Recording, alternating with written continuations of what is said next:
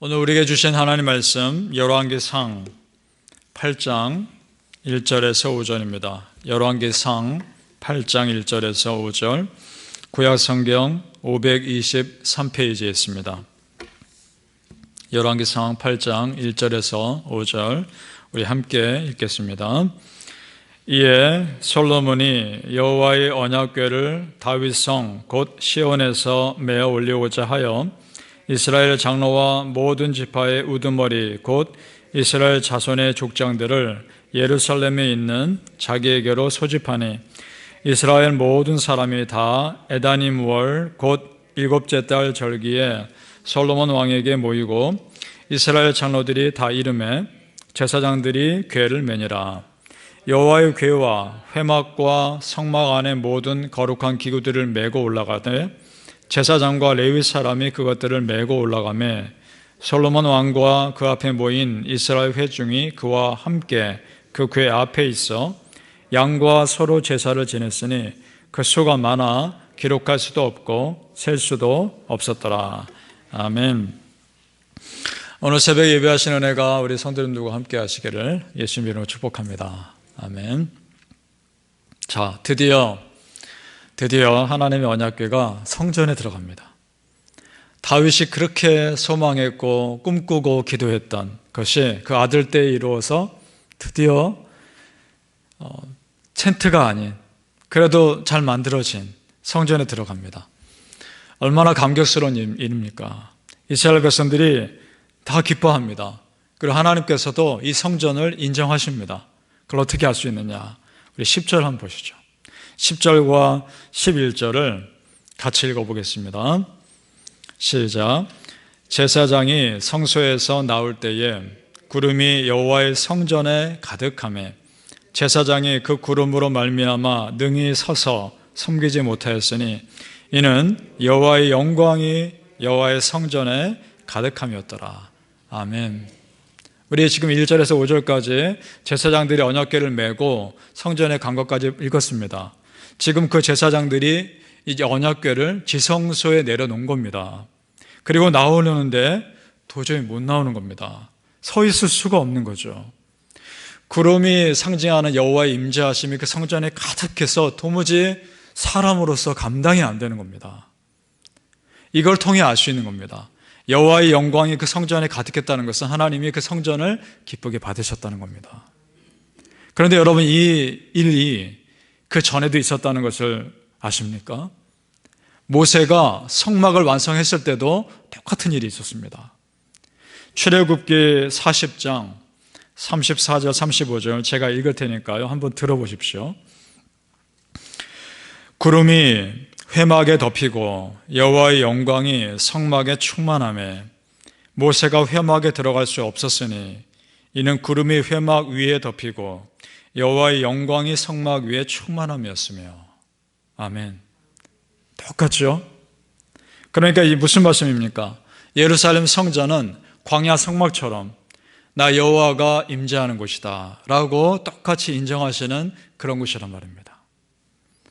공통점이 있죠. 여호와의 영광이 충만하였더라.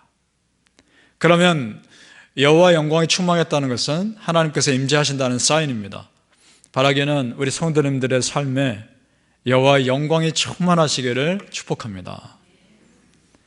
그래서 우리 교회와 우리 가정들이 하나님의 성전 되시고 여호와의 성막 되시는 그런 은혜 있기를 또한 소망합니다. 사실 우리 하나님은 이렇게 작은 성막이나 성전에 거하시는 분이 아니죠.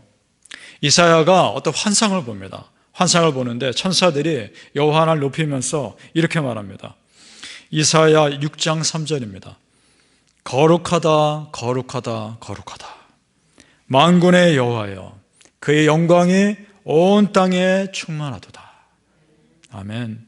천사들이 하나님을 높이면서 그렇게 찬양합니다.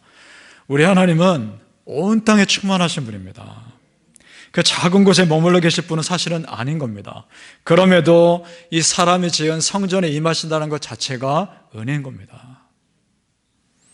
솔로몬도 이 작은 성전에 여호와 하나님께서 임하신다는 것이 얼마나 큰 은혜인지 그 자신도 잘 압니다. 우리 27절을 보시기 바랍니다. 27절 하나님이 참으로 땅에 거하시리이까 하늘과 하늘들의 하늘이라도 주를 용납하지 못하겠거든 하물며 내가 건축한 이 성전이오리이까. 아멘. 스스로 압니다.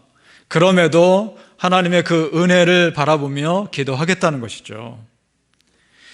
여러분, 나 자신을 생각하면 우리가 하나님께 요구할 자격이 안 되는 거 나도 압니다.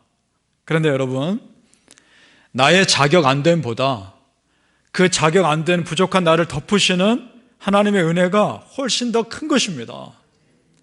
그 믿음 가지고 기도하는 것입니다. 믿으십니까? 얼마나 그 은혜입니까? 우리 30절 말씀 같이 한번 읽어보죠. 솔로몬이 어떤 마음으로 기도했는지를 나와 있습니다. 같이 읽습니다. 30절 시작.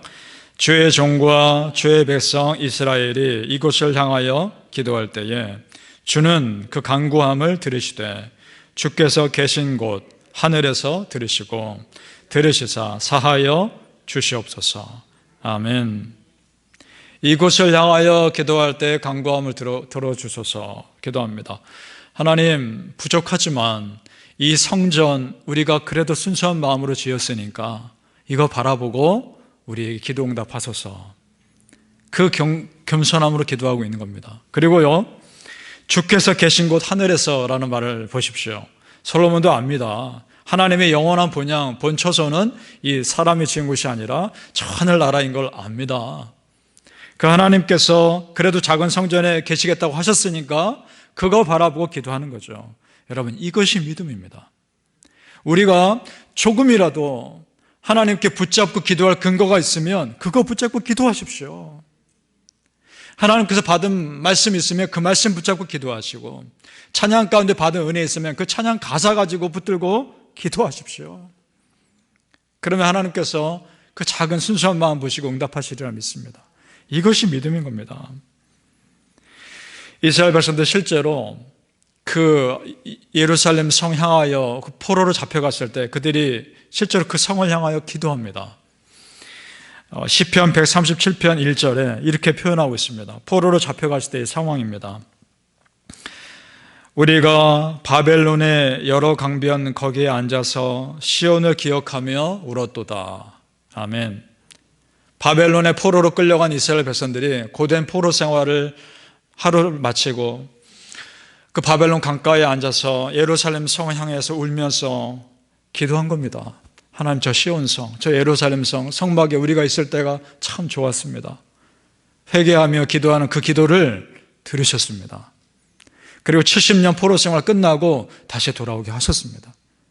그런데 여러분, 이 포로들이 끌려갔을 때 그 성을 향하여 기도하는 기도 들어달라는 이 내용이 지금 성전 봉헌하는 솔로몬의 기도에 들어가 있다는 겁니다. 48절, 49절을 보시죠. 제가 했습니다. 자기를 사로잡아 간 적국의 땅에서 온 마음과 온 뜻으로 주께 돌아와서 주께서 그들의 조상들에게 주신 땅, 곧 주께서 택하신 성읍과 내가 주의 이름을 위하여 건축한 성전 있는 쪽을 향하여 주께 기도하거든.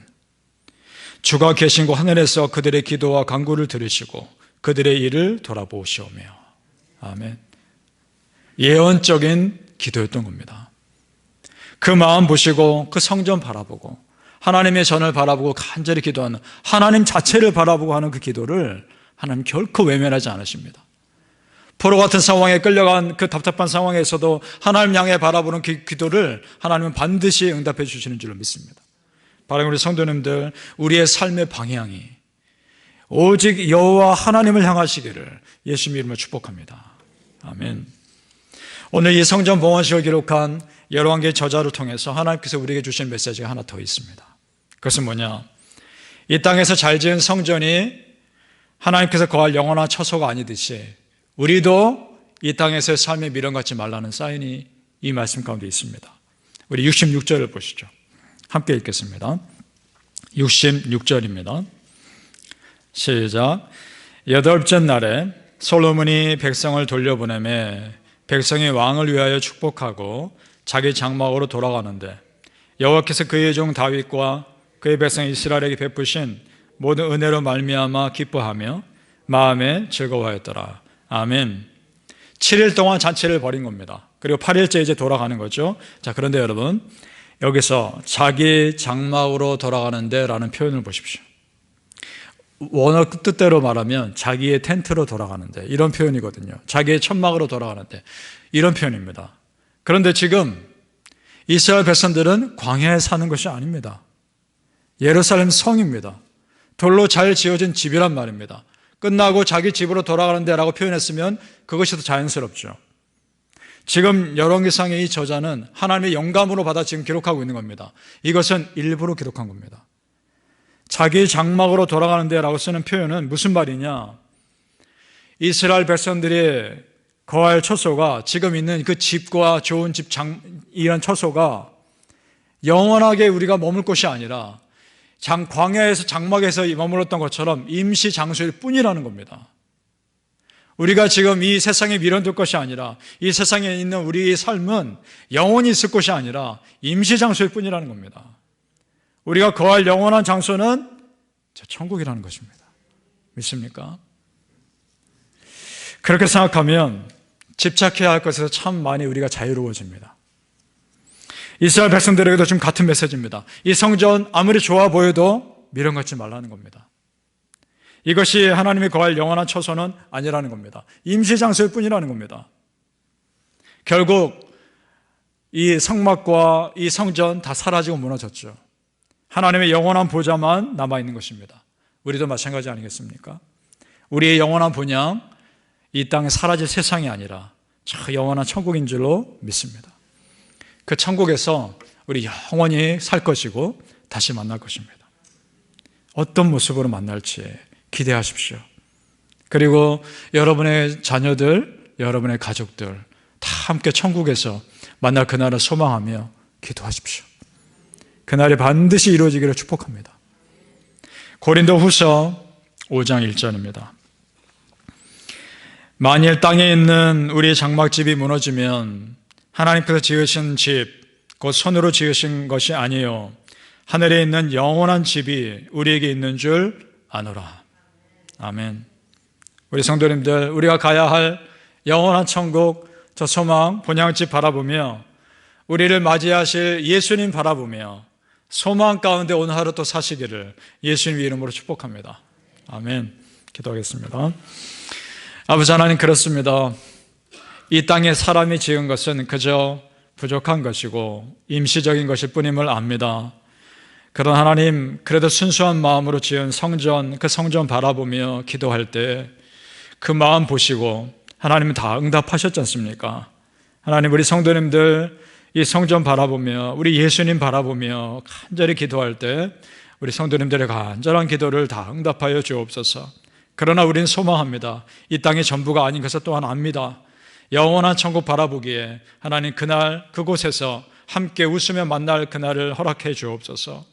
예수님 그 따스한 품으로 우리 온 성도님들을 다 맞아주시고 우리 자녀들을 받아주시고 우리 가족들 예수 믿고 구원받아 함께 천국에서 영원하게 살게 하여 주시옵소서.